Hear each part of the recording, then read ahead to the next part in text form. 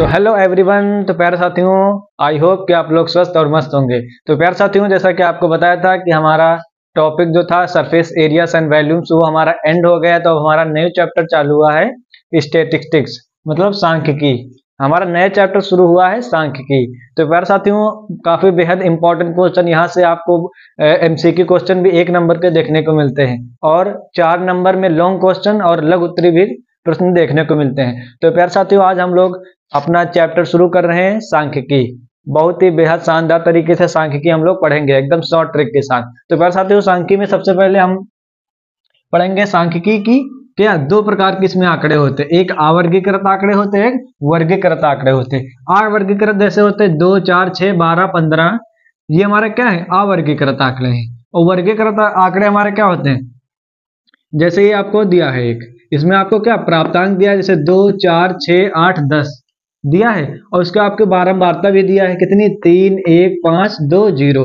अब यहां से आपको कहेगा कि ये आपका माध्यक बहुलक निकालिए। तो प्यारे साथियों, ये हमारा कौन सा आंकड़ा होता है, सतत आंकड़ा। कौन सा आंकड़ा कहलाएगा, सतत आंकड़ा।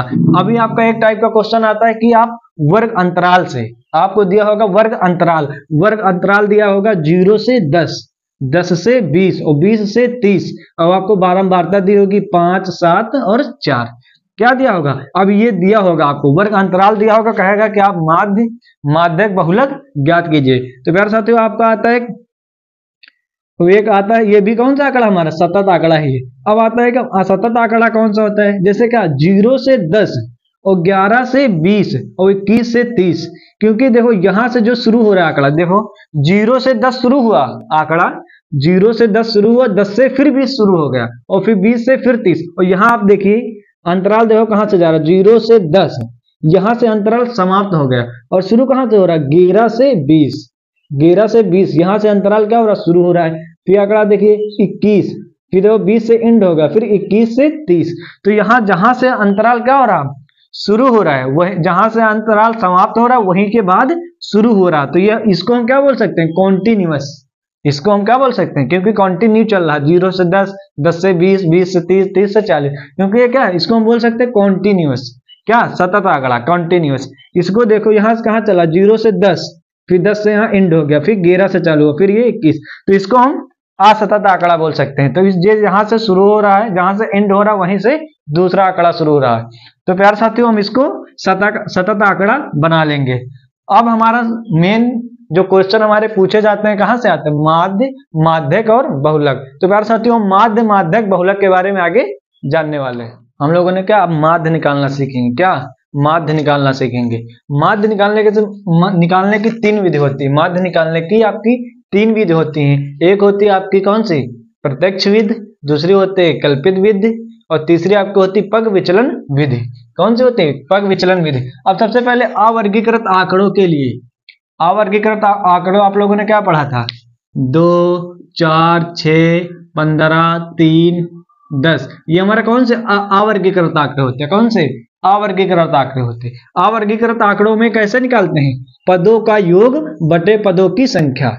माध्य निकालेंगे कौन से, अवर्गीकृत आंकड़ों के लिए हम कौन सा फार्मूला लगाएंगे, माध्य x माध्य बराबर पदों का योग बटे पदों की संख्या। यहां से हम क्या निकालेंगे, माध्य निकालेंगे।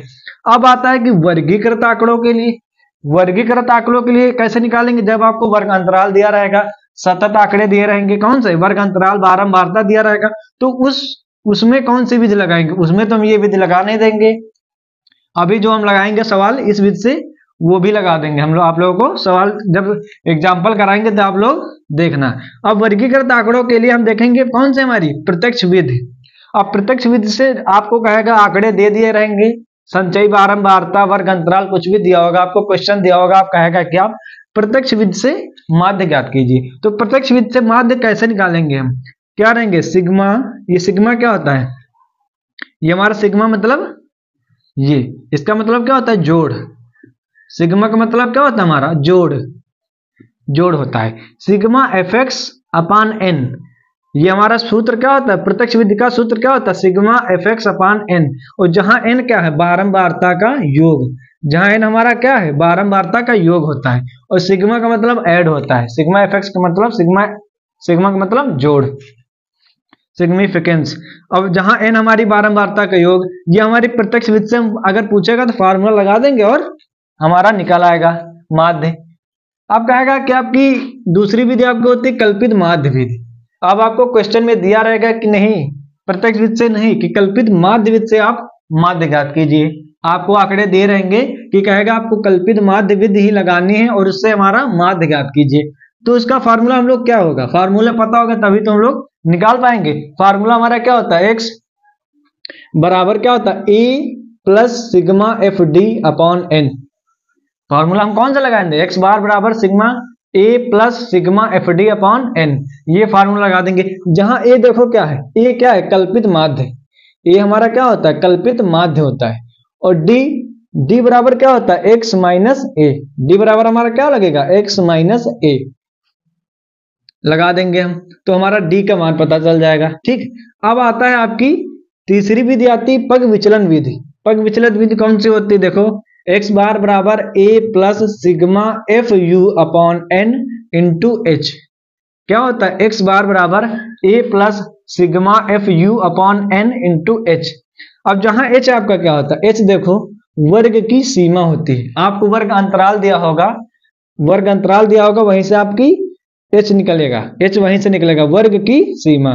अब आपका u, आप सोच रहे हैं u क्या होता है, u क्या होता है, u बराबर होता है d अपॉन एच। u बराबर क्या होता है d अपॉन एच, h आपको पता है वर्ग सीमा, और d बराबर भी होता है, d बराबर क्या होता है x minus a, x minus a, d बराबर x माइनस a। यहां से d का मान निकालाएगा, x और a आपको क्या, ये तो आपको पता है x क्या होता है बारंबारता होती है, संचयी बारंबारता, CF x होती है बारंबारता। तो आपको क्वेश्चन जब कराएंगे तो आप उसी में सब समझ जाएंगे, ये हमारे फार्मूला होते हैं, हम लोग फार्मूला सिर्फ पढ़ रहे हैं। ठीक, जब क्वेश्चन करेंगे तो उसमें सारे के मान आपको बता देंगे, वहां क्या है, कौन x है कौन d है।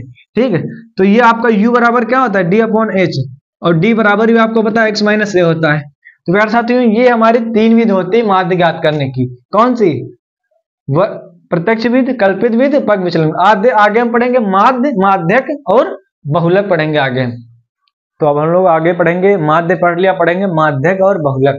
चलिए देखते हैं, माध्यक हमने पढ़ा, माध्यक मतलब मीडियम, माध्यक इंग्लिश में क्या कहते हैं मीडियम। तो मीडियम में सबसे पहले हम पढ़ेंगे अवर्गीकृत आंकड़ों के लिए कौन सा फार्मूला लगता है माध्यक के लिए। अवर्गीकृत आंकड़ों के लिए माध्यक का फार्मूला कौन सा है, टाइप 1 देखते हैं, जब पदों की संख्या क्या विषम हो, जब पदों की संख्या विषम हो तो फार्मूला माध्यक ज्ञात करने कौन सा लगाएंगे, n+1/2वां पद। कौन सा फार्मूला लगाएंगे, n+1/2वां पद। जैसे विषम कैसे पदों की संख्या, जैसे 2, 4, 3 और 5।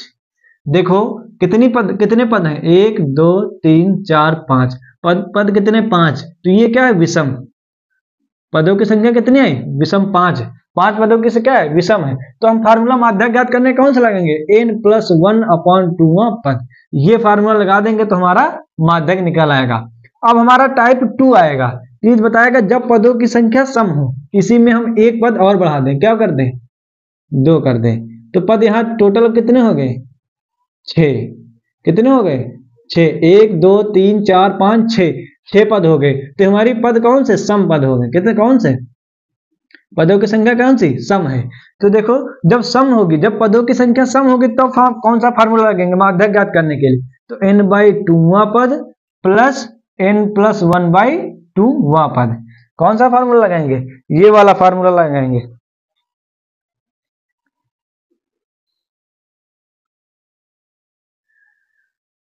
कौन सा फार्मूला लगाएंगे, n/2वां प्लस n/2वां पद प्लस n+1/2वां पद, और इसके अपान में भी क्या होगा, इसके अपान में भी क्या होगा बेटा 2 होगा, इसके अपान में क्या होगा 2 होगा, n+2वां पद प्लस n+1/2वां पद अपॉन 2। जब पदों की संख्या क्या होगी सम, टाइप 2 में जब पदों की संख्या सम होगी तो माध्यक ज्ञात करने के लिए फार्मूला कौन सा लगाएंगे, n/2वां पद प्लस n+1/2वां पद अपॉन 2। सॉरी ये भूल गए थे, नीचे क्या होगा 2 होगा। तो यही हमारा कौन सा फार्मूला लगेगा, जब पदों की संख्या क्या हो सम हो। समझ गए, क्लियर है ना यहाँ तक। अब आगे अब आपका माध्यक ज्ञात करेगा जब आंकड़े आपके क्या हो वर्गीकृत हो, जब आंकड़े आपके वर्गीकृत हो, जब आपको वर्ग अंतराल दिया हो, संचयी बारंबारता होगी, तब क्या हम लगाएंगे, कौन सा फार्मूला लगेगा माध्यक बराबर l plus n/2 minus C upon F into H. कौन सा formula? L plus n/2 minus C upon F into H. तो जहां L क्या है? L क्या होगी? माध्यम वर्ग की निम्न सीमा। माध्यक वर्ग की निम्न सीमा L क्या होगी? माध्यक वर्ग की निम्न सीमा होगी। जब क्वेश्चन कराएंगे तब आपको ये सारी चीजें पता चल जाएंगी प्यारे दोस्तों। क्वेश्चन में अब जहां C क्या होता है? माध्यक वर्ग के ठीक पहले, जो आपका माध्यक वर्ग होगा उसके ठीक पहले वर्ग की संचयी बारंबारता क्या होती है? C। माध्यक वर्ग के ठीक पहले वर्ग की संचयी बारंबारता C होती है। जब क्वेश्चन कराएंगे तो प्यारे बच्चों समझ में आ जाएगा। F आपका क्या होता है? माध्यक वर्ग की बारंबारता। F क्या होगी हमारी? माध्यक वर्ग की बारंबारता होती है F। H क्या होती है? आपको पता है, वर्ग सीमा। H क्या होती है? वर्ग सीमा।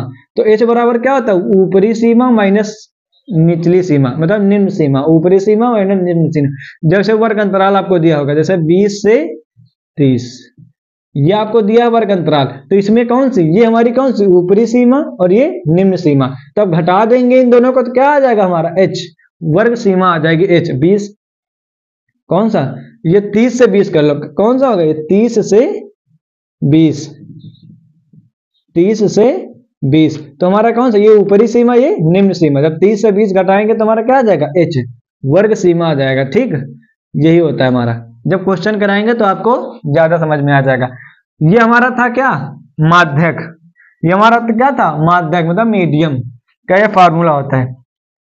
अब आपका आता है मोड, मतलब बहुलक। मोड मतलब बहुलक। बहुलक में हमारा देखो क्या होता है फार्मूला। बहुलक ज्ञात करने के लिए फार्मूला एकदम सिंपल से क्या होता है? L plus F1 minus F0 upon 2F1 minus F0 minus F2 into H। ये हमारा क्या होता है फार्मूला? एक बार रिपीट कर लो। L plus F1 minus F0 upon 2F1 minus F0 minus F2 into H। ये हमारा क्या होता है? बहुलक ज्ञात करने का फार्मूला होता है। ये हमारा क्या होता है? बहुलक ज्ञात करने का फार्मूला होता है। इसको आप लोगों को याद करना पड़ेगा। अब जहां L क्या है? बहुलक वर्ग की निम्न सीमा। पता चल गई, बहुलक वर्ग की निम्न सीमा होती। F0 क्या होता है? बहुलक वर्ग के ठीक पहले वर्ग की बारंबारता। F0 क्या होता है? बहुलक वर्ग के ठीक पहले वर्ग की बारंबारता होती है। क्वेश्चन में आएगा तो हम आप लोगों को सब बताएं। F1 क्या होता है? बहुलक वर्ग के बारंबारता। F क्या होती है? F1 क्या होती है? बहुलक वर्ग की बारंबारता होती है। F2 आपका होगा बहुलक वर्ग के ठीक बाद वर्ग की बारंबारता। F2 क्या होगी? बहुलक वर्ग के ठीक बाद वर्ग की बारंबारता। जैसे आपका ये होगा बारंबारता दिया होगा, क्या होगा? 2, 3 और 4। 2, 3, 4 दिया होगा आपको। ठीक, जैसे आपको क्या दिया होगा? 2, 3, 4, ये आपको दिया होगा। ये आपको क्या होगा? दिया होगा। क्या कह रहा है? F0 क्या होती है? बहुलक वर्ग के ठीक पहले वर्ग की बारंबारता। क्या होती है? ये ठीक वर्ग के। और F1 क्या होती है? बहुलक वर्ग की बारंबारता। ये क्या होती है? F1। ये क्या हो जाएगी? हमारी F1 हो जाती है। और उसके बहुलक वर्ग के ठीक बाद ये हमारी F2 हो जाती है, ये F0 हो जाती है। जब आप लोग क्वेश्चन में करेंगे तो आसानी से हम लोग सीख लेंगे। ठीक दोस्तों, तो जब तक कि हम लोगों ने फार्मूला देखा है, आप लोग फार्मूलों को याद कर लीजिए। तो प्यारे साथियों, मिलते हैं नेक्स्ट वीडियो में बहुत ही बेहतरीन शानदार क्वेश्चनों के साथ। तो प्यारे साथियों, धन्यवाद।